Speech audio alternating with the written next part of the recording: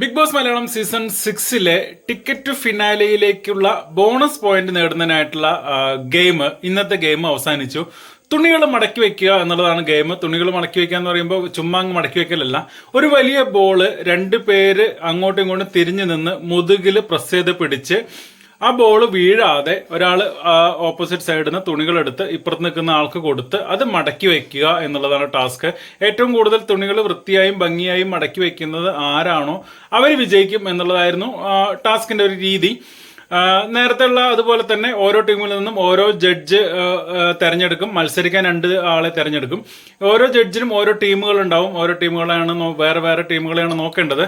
അങ്ങനെ മത്സരം കഴിഞ്ഞു. നമ്മുടെ ജിൻഡപ്പനാണ് നെക്സ്റ്റ് ടീമിന്റെ ജഡ്ജായിട്ട് വന്നത്.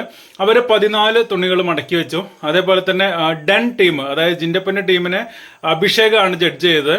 അവര് 12 തുണികളാണ് കൃത്യമായിട്ട് മടക്കി വെച്ചിട്ടുള്ളത്. അടുത്തത് ടണലിന് അൻസിബയാണ് ജഡ്ജ് ചെയ്തത്. അതേപോലെ പീപ്പിൾസിന് സായിയാണ് ജഡ്ജ് ചെയ്തത്. ഈ മത്സരത്തിൽ ജയിച്ചത് നെക്സ്റ്റ് ടീമാണ്, 14 തുണികൾ ടോപ്പ്. സെക്കൻഡ് ഡെൻ ടീമാണ്. മൂന്നാമതായി വന്നിട്ടുള്ളത് ടണലാണ്. പീപ്പിൾസ് ടീമിന് പോയിന്റ് ഒന്നുമില്ല.